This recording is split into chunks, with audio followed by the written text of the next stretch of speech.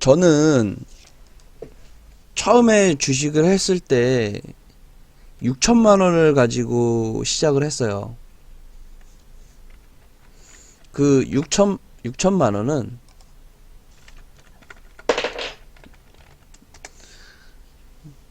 제가 어렸을 때 그 20대 중반의 나이였죠. 20대 중반의 나이에 주식을 매수하고 매도할 줄만 알고 책 처음 읽자마자 바로 시작했던 돈이 6천만 원입니다.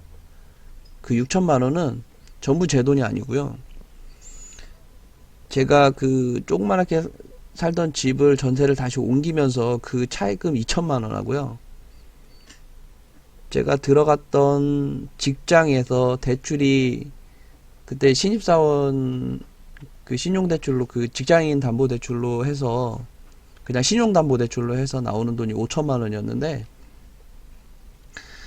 겁이 나가지고 2천만 원을 빌렸다가 물려서 나중에 2천만 원 더 빌려서 총 6천만 원을 가지고 시작을 했어요. 지금 생각하면 아찔하죠. 미친 거예요. 6천만 원을 가지고 주식을 매수밖에 할 줄 모르는데 그 돈을 가지고 시작을 했습니다. 그래서 여러분들도 대충 예상하셨겠지만 이 6천만 원은 정확히 한 7개월 정도 후에 한 680 얼마로 기억을 해요. 700만 원이 안 됩니다. 700만 원이라 적을까요? 700만 원 정도가 됐어요. 700만 원도 안 되죠. 그래서 우리 주식을 하면 왜 어른들이 예전에 그 깜깜이 주식으로 해서 주식을 하면 반토막 난다, 3분의 1 토막 난다 그런 얘기 많이 하시잖아요. 근데 그 깜깜이 주식을 해서 10분의 1 토막이 납니다.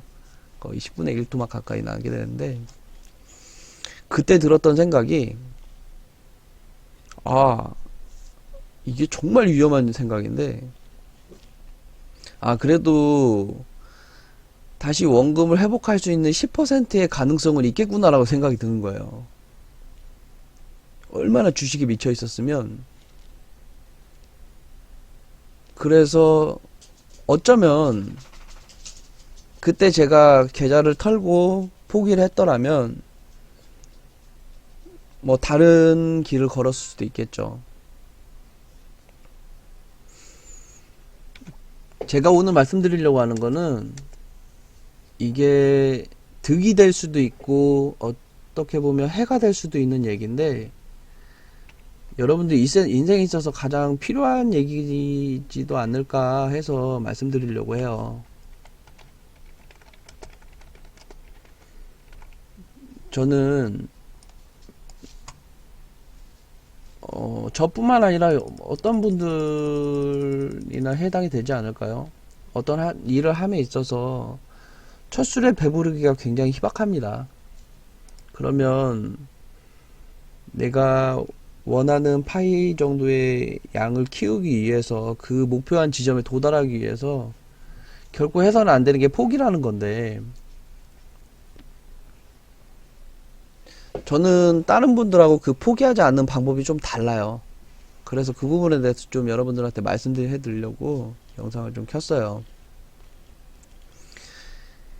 제가 포기하지 않는 방법은 이거부터 말씀드릴게요. 제가 어떤 일을 함에 있어서 가장 중요하게 생각하는 중요하게 생각하는 거는 이게 멈추지 않고 이게 계속해서 할 수 있어야 하는 일이 되어야 한다고 생각을 하거든요. 여러분들이 어떤 일을 함에 있어서 그 열정이라든지 끈기 이런 부분을 말씀드리는 건 아니에요. 제가 느낀 바에 따르면 그 열정이나 끈기 그리고 해야 되는 의무감 이런 것들은 강력한 열정 화이팅 이런 것들은 유효기간이 생각보다 그렇게 길지 않더라고요. 제가 느낀 바에 따르면 뭐 다른 분들은 그렇지 않을 수도 있어요. 그 끈기만으로 그 열정만으로 인생을 살아가시는 분들한테 정말 죄송스러운 얘기인데 그냥 직장인 월급을 받고 일하는 저로서는 절대 유지하기가 쉽지 않은 항목들 중에 하나더라고요. 그래서 제 생각했던 게 그 열정과 끈기, 뭐 화이팅 이런 것들이 없는데 어떻게 포기하지 않고 그거를 계속해서 해나갈 수 있을까 생각을 굉장히 많이 하고 책도 많이 봤는데 결론은 그거예요. 내가 포기하지 않게끔 그냥 내가 할 수 있는 범위 내 일로 만드는 거죠. 제가 이 얘기를 왜 말씀드리냐면요. 제가 주식을 할 때 저는 일반적으로 수익률의 1%에서 2% 수익률을 냅니다. 더 크게 나도 뒤돌아보지 않아요. 근데 그 사람의 그릇이라고 할까요? 그 그릇이 나는 이 주식에 대해서 200%, 2배, 최소한 4배, 10배 이 정도 먹을 거라는 확신과 주식은 신념으로 하시면 안 돼요. 그 확신과 그 통계가 있다면 그렇게 할 수 있을 거예요. 근데 저는 그릇이 2%짜리 그릇이에요. 왜 그 2%짜리 그릇으로 잡았냐면 대한민국 박스권이 2에서 3%이기 때문이죠. 그래서 전 1에서 2%로 잡았어요. 일반인들이 하는 모든 주식들의 박스권이 2에서 3%이기 때문에 전 그 안에 보호받고 싶었기 때문이에요. 근데 그것조차 처음에는 쉽지가 않았어요. 그래서 저는 1에서 2%로 잡았고요. 저희는 그 금융 소매잖아요. 소매. 금융 소매. 도매는 이제 뭐 발행하고 뭐 이렇게 크게 하시는 저기 여의도에 계신 분들이고, 그리고 판매자는 금융 판매자는 그걸 찍어내시는 분들이잖아요.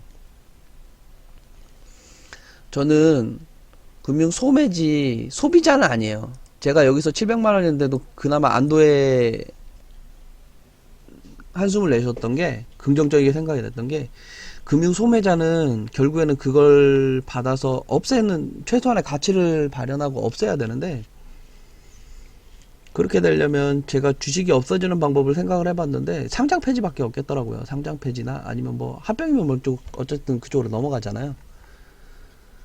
그래서 생각이 들었던 게, 상장 폐지만 되지 않는다면 뭐 다시 복구할 수 있는 10%의 가능성, 이렇게 긍정적으로 생각을 했어요. 그래서 여러분들도 뭐 무슨 모든 일을 어떤 일을 하든지 간에 제가 이 1, 2%를 얘기를 했던 이유가, 남아서 더 통계를 내고, 조건식 제가 큰 단락을 말씀드렸지만 계속 통계를 해야 되잖아요. 대응을 해야 돼요. 그러면 그 부분에 대해서 기록을 하고 남기고 할 때는 내가 지속적으로 하기 위해서는 내가 할 수 있는 양만큼만 해야 되잖아요. 제가 말씀드리고 싶은 건 이거예요. 여러분들이 돈을 어떻게든 처음에는 어떻게든 벌 것 같고, 그래서 처음에 달라들었을 때는 굉장히 열정이 넘치고 막 밤을 새고, 저도 처음에 그랬어요. 제가 말씀드렸잖아요. 너무 재밌었어요. 하루에 2시간씩 잤거든요. 그렇게 딱 3개월 하고 아팠어요. 아파서 일을 쉴 정도로 아팠는데 그 유효기간이 길지 않다라는 거예요. 그렇게 할 필요도 없어요. 최소한 여러분들이 할 수 있는 만큼, 그리고 먹을 수 있는 만큼, 여러분들이 심리적으로 위축되지 않을 만큼 하시면 돼요. 그리고 제가 지금까지 한 번도 말씀드린 적이 없는데, 제가 쉼표 4개인 이유는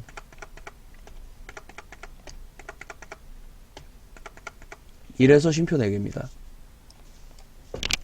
3개까지는 봤고요. 아직 4개를 못 펴서 쉼표 4개고요. 지금 목표로 사업을 다각화하고 있고요. 그 중에 하나 여러분들한테 말씀드리는 거예요. 그러니까 여러분들도 돈 많이 버세요. 그럴 거라고 믿고 있습니다. 새해 복 많이 받으세요.